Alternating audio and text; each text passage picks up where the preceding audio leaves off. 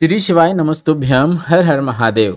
छत्तीसगढ़ राज्य के भिलाई में गुरुजी पंडित प्रदीप मिश्रा जी द्वारा 7 दिवसीय शिव महापुराण कथा 30 जुलाई मतलब आज से शुरू हो गई है, जो कि 5 अगस्त तक आस्था और यूट्यूब के माध्यम से दोपहर के 1 बजे से 4 बजे तक लाइव देखी जा सकती है। आज 30 जुलाई पहले दिन की भिलाई की श्री शिव महापुराण कथा में गुरुजी पंडित प्रदीप मिश्रा जी ने इन नए उपायों की जानकारी दी है। स्कंद देव मतलब कार्तिकेय भगवान से जुड़ा हुआ बिल्कुल नया उपाय जिसे आपको आज ही करना है। साथ ही साथ परिवार अगर टूट रहा है तो क्या करना है, कौन सा नया उपाय करना है, वह भी आज गुरुजी ने बताया है। इसके साथ ही साथ गुरुजी ने स्त्रियों के शरीर में होने वाली समस्याओं से मुक्ति के लिए कौन सा उपाय बताया है, वह भी हम आपको बताने वाले हैं। और साथ ही साथ 31 जुलाई मतलब कल सावन के महीने के शुक्ल पक्ष की सप्तमी तिथि है, गुरुवार का दिन है और इस दिन गुरुजी ने कौन सा बिल्कुल नया उपाय करने को कहा है, इस उपाय को हम आपको वीडियो के माध्यम से समझाने का प्रयास करेंगे ताकि उपाय देखकर समझने में आपको आसानी हो। आपको बता दें, अगर आपने आज 30 जुलाई सावन की शिव पुराण कथा जो कि भिलाई में हुई है, इसे अगर आपने नहीं सुन पाया है तो पूरी कथा का रस तत्व आपको छोटे से वीडियो से प्राप्त होने वाला है। 3 घंटे का कथा सार सिर्फ आपको 8 मिनट के वीडियो में प्राप्त होने वाला है। पूरी जानकारी मिलेगी, इसलिए वीडियो अंत तक देखें।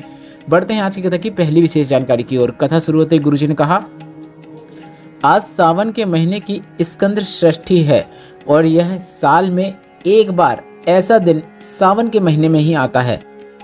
इस दिन भोलेनाथ ने स्कंद देव मतलब कार्तिकेय भगवान को इतने वर दिए थे कि 33 कोटि देवी देवताओं ने भी स्कंद देव को वरों का भंडार दे दिया था।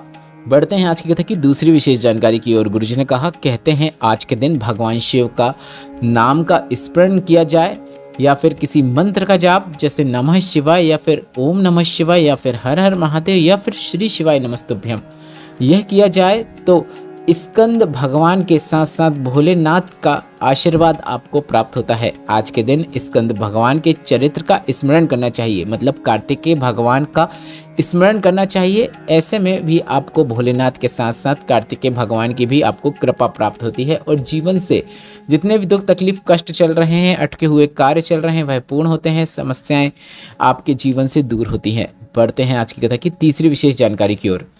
बिल्कुल नए उपाय की जानकारी देते हुए गुरुजी ने बताया, जो कि आज के ही दिन किया जाने वाला बिल्कुल नया उपाय है और जिसे आप आज शाम को या फिर रात्रि तक आप कर सकते हैं।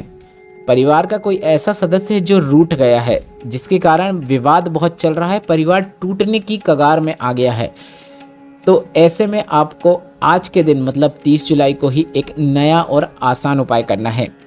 आपको भोलेनाथ के मंदिर में जाकर या फिर अपने ही घर के शिवलिंग पर एक बेलपत्र, एक दूर्वा, एक सफ़ेद पुष्प, सिर्फ 3 चीज़ें ही अर्पित करनी है, एक एक संख्या में अर्पित करनी है। एक बेलपत्र, एक दूर्वा, एक सफ़ेद पुष्प, तीनों चीज़ों को शिवलिंग में षडानंद कार्तिकेय भगवान का जो स्थान होता है, स्कंददेव का जो स्थान होता है, वहाँ पे आपको अर्पित करना है। इसके बाद आपको जल चढ़ाने की शुरुआत भी शरण कार्तिकेय भगवान के स्थान से ही करना है। वहाँ से जल चढ़ाते हुए आपको शिवलिंग तक लाना है और वह जल आपको शिवलिंग पे अर्पित कर देना है। परिवार टूट नहीं सकता, यह निश्चितता है। बढ़ते हैं आज की कथा की चौथी विशेष जानकारी की ओर। तुमरुका जी का वर्णन करते हुए गुरुजी ने बताया, तुमरुका जी जिनको घोड़े का मुंह लगा है, हाथ में वीणा है, कृपाल लेकर खड़े हुए हैं, जिनका नाम लेने से नारी का ऐसा कोई रोग नहीं है जो समाप्त न हो, शरीर में कहीं पर भी गांठ हो गई हो, तो आपको तुमरुका जी का नाम लेते हुए शिवलिंग पर जल चढ़ाकर थोड़ा सा औषधि रूप में प्राप्त करके उस जल का आपको आचमन करना है। गुरुजी ने कहा, लाभ जरूर देखने को मिलता है, पर इसके साथ ही साथ आपको डॉक्टर को भी दिखाना है, डॉक्टर का पूरा ट्रीटमेंट लेना है, जो डॉक्टर का है वह सभी चीज़ें करना है, उसके साथ आपको यह उपाय करना है, लाभ जरूर देखने को मिलेगा। बढ़ते हैं आज की कथा की 5वीं विशेष जानकारी की ओर। नौकरी, इंटरव्यू, एग्जाम में सफलता प्राप्ति के लिए बेलपत्र की बीच वाली पत्ती में शहद लगाकर उसे आपको शिवलिंग पर चिपकाते हुए एग्जाम देने या फिर इंटरव्यू देने जाना है। ऐसा करने से आपको सफलता निश्चित प्राप्त होती है, पर इसके साथ ही साथ मेहनत आपको 4 गुना अधिक करनी होती है। उसके साथ आप अगर यह सरल और आसान उपाय करते हैं तो भोलेनाथ का भी आपको आशीर्वाद प्राप्त होता है और आप जिस फील्ड में, जिस क्षेत्र में आगे बढ़ने का प्रयास कर रहे हैं, उसमें आपको सफलता देखने को मिलती है। बढ़ते हैं आज की कथा की 6वीं विशेष जानकारी की ओर। गुरुजी ने बताया कि चंचला जी तुमरुका जी से बोली। चंचला जी कहती हैं कि शिव महापुराण का कौन सा मैं मंत्र जपूं जिसे जपने से मेरे पति बिंदुक जो प्रेत योनि में फंसे हुए हैं उन्हें मुक्ति मिल जाए और मेरा सौभाग्य अखंड हो जाए। तुमरुका जी बोले, शिव महापुराण कथा ही एक मंत्र है। शिव महापुराण कथा का हर शब्द एक मंत्र है। शिव महापुराण कथा सुनने मात्र का फल वह होता है जिस उद्देश्य को मन में रखते हुए आप शिव पुराण कथा सुनते हैं वह निश्चित पूर्ण हो जाता है।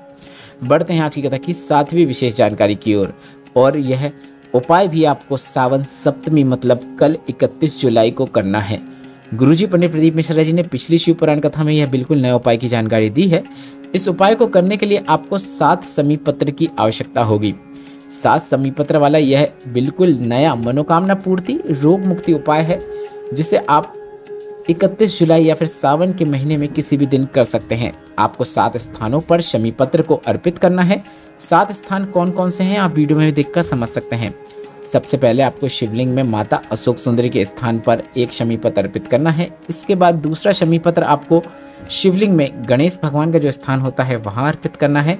इसके बाद तीसरा शमी पत्र आपको शिवलिंग में जो माता पार्वती का हस्तकमल होता है वहां पर अर्पित करना है। इसके बाद चौथा शमी पत्र आपको शिवलिंग के ऊपर अर्पित करना है। इसके बाद 5वां शमी पत्र आपको नंदी भगवान के उठे हुए चरण के पास अर्पित करना है। इसके बाद 6वां और 7वां शमी पत्र मतलब अंतिम 2 शमी पत्र एक साथ अपनी कामना करते हुए शिवलिंग के ऊपर अर्पित कर देना है। आप अपनी किसी भी प्रकार की मनोकामना के लिए यह उपाय कर सकते हैं या फिर रोग मुक्ति के लिए भी आप यह उपाय कर सकते हैं। रोग मुक्ति के लिए कर रहे हैं तो इस बात का ध्यान रखें, डॉक्टर के इलाज के साथ साथ आपको रोग मुक्ति वाले उपाय करने होते हैं ताकि आपकी दवाइयाँ कार्य करें। या फिर आप मनोकामना पूर्ति के लिए कर रहे हैं तो आप किसी भी प्रकार की मनोकामना को करते हुए यह उपाय कर सकते हैं। और जब सभी चीज़ें आप अर्पित कर देंगे तो अंत में आपको एक बेलपत्र को शिवलिंग के ऊपर अर्पित कर देना है। बस इतना ही करना है। यह काफ़ी विशेष और नया उपाय है जिसे आपको इस सावन सप्तमी के दिन अवश्य करना है। बढ़ते हैं आज की कथा की 8वीं विशेष जानकारी की ओर। 6 अगस्त प्रदोष के दिन सीहोर में कावड़ यात्रा होगी जो सीहोर की सीवन नदी से सुबह 9 बजे शुरू होगी। आप सीहोर की सीवन नदी में सुबह 9 बजे पहुंचेंगे। वहां से आप गुरुजी के साथ शामिल होकर यात्रा कर सकते हैं। इसके बाद तेलंगाना हैदराबाद भाग्यनगर में 13 अगस्त से 17 अगस्त 2025 तक शिव पुराण कथा होगी। 4 नवंबर से 8 नवंबर 2025 तक श्रीलंका में शिव पुराण कथा होगी। और आपको बता दें, धर्म की बातें यूट्यूब चैनल को सपोर्ट करने के लिए आप सभी का बहुत बहुत आभार। ललिता शर्मा जी, तुमनलाल साहू जी, अंजू छाबड़ा जी, सरिता करश जी, दीपा कुमारी जी, रितु उपाध्याय जी, आप सभी का चैनल को सपोर्ट करने के लिए धन्यवाद। अगर आप भी धर्म की बातें यूट्यूब चैनल को सपोर्ट करना चाहते हैं तो आप हमें व्हाट्सएप में फॉलो कर सकते हैं, जहां पर हम आपको रोजाना की तिथियों की जानकारी के साथ साथ भोलेनाथ के सुंदर फोटोज़ भी दिखाते हैं, जिसे आप अपने परिवार के मेंबर्स को और अपने शुभ चिंतकों को फॉरवर्ड कर सकते हैं। व्हाट्सएप चैनल की लिंक कमेंट बॉक्स में पिन कर दी है। सपोर्ट करने के लिए QR कोड भी आपको व्हाट्सएप में मिल जाएगा। इस वीडियो में बताई गई जानकारी से संबंधित आपके मन में जो भी प्रश्न है वे सभी प्रश्न आप कमेंट बॉक्स के जरिए पूछ सकते हैं। आपके सभी प्रश्नों के उत्तर हम आपको जरूर देंगे। वीडियो थोड़ा सा भी उपयोगी लगा है, आनंद की प्राप्ति हुई है तो वीडियो को लाइक जरूर करें और कमेंट बॉक्स में श्री शिवाय नमस्तुभ्यम या फिर हर हर महादेव जरूर टाइप करें। श्री शिवाय नमस्तुभ्यम, हर हर महादेव।